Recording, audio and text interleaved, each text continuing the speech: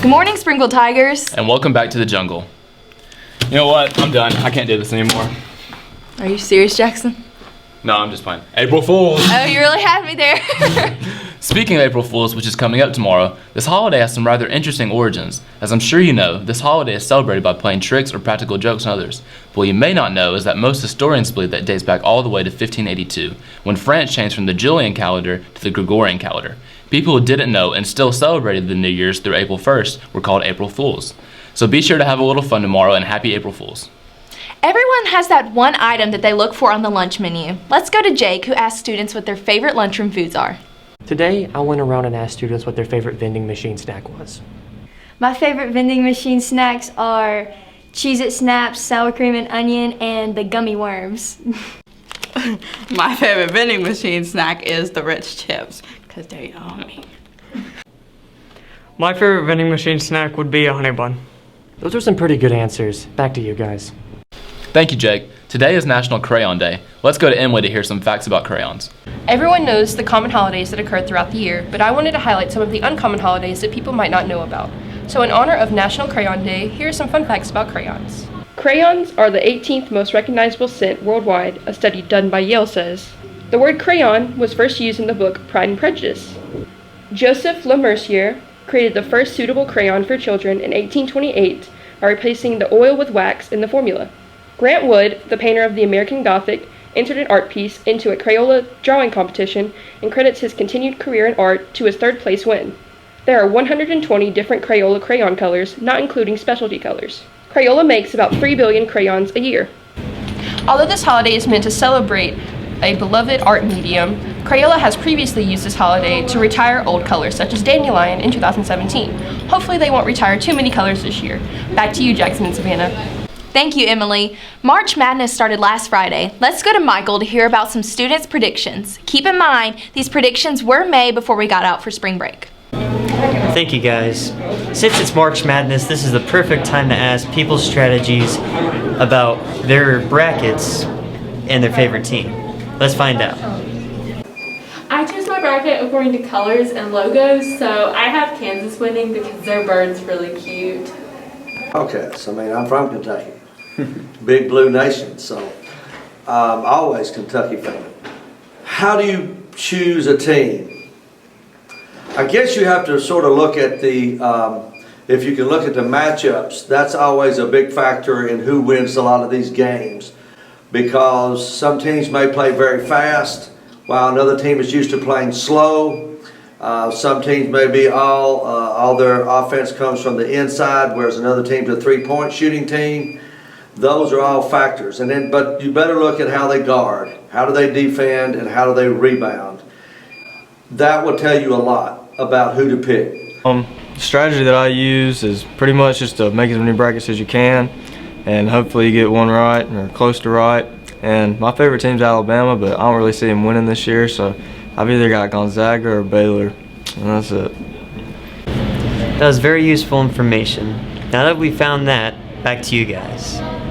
Thank you, Michael. I picked Gonzaga to win it all.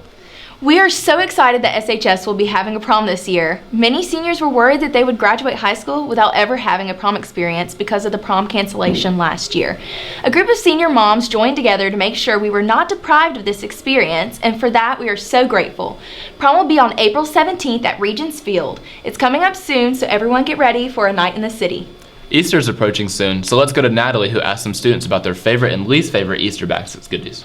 Many of us get an Easter basket every year. I went around the school and asked people what their most and least favorite thing is. Well, my least favorite is hard candy, and my favorite is, I guess, chocolate itself. You see, the least favorite thing I like to get in my Easter egg baskets is sugar ants. Because you see, when you hide the eggs around, ants like to come and find candy, and when you have loose jelly beans in the eggs, it attracts ants. My favorite thing in an Easter basket is a Cadbury cream egg, and my least favorite is probably Peeps. I think my most favorite thing that I get out of my Easter basket is the candy that I get, and I think my least favorite thing is probably like the straw paper that's in the bottom that gets all over my clothes and everything. Well, there you have it. My favorite thing is Peeps, and the least favorite thing is jelly beans. This is Natalie reporting for The Jungle. Back to you guys. Thank you, Natalie. Now let's go to Sydney, who asked students what their dream job is. Most of us have a dream job, so I asked some of you what your dream jobs were. I would like to be a nurse for my dream job. My next dream job will be the President of the United States of America. When I grow up, I'd like to be a screenplay writer because that would be fun. Well, there you have it. Now you know what some students of SHS dream jobs are. My dream job is a nurse. This is Sydney reporting for The Jungle. Back to you guys. Thank you, Sydney. Now let's go to Nathan with some random news. Hey guys, welcome back. As you might have guessed, I can't think of anything original to do, so we're doing this again. First, let's start with infertility. Scientists say that permanent chemicals, which can be found in daily household things such as cleaners or water bottles or even clothes, could result in people just not being able to have children after the year about 2045. This will be a bit of an issue because, well, that's extinction right there, and I thought we'd go out a bit louder, but you know what, I think this is just fine. Instagram is making a new app for people under the age of 13. This comes just after Instagram has banned users over the age of 18 for messaging anyone under the age of 18. Personally, I'm thankful to see it, and hopefully that'll fix a few issues with Instagram. Finally, let's talk about Russia.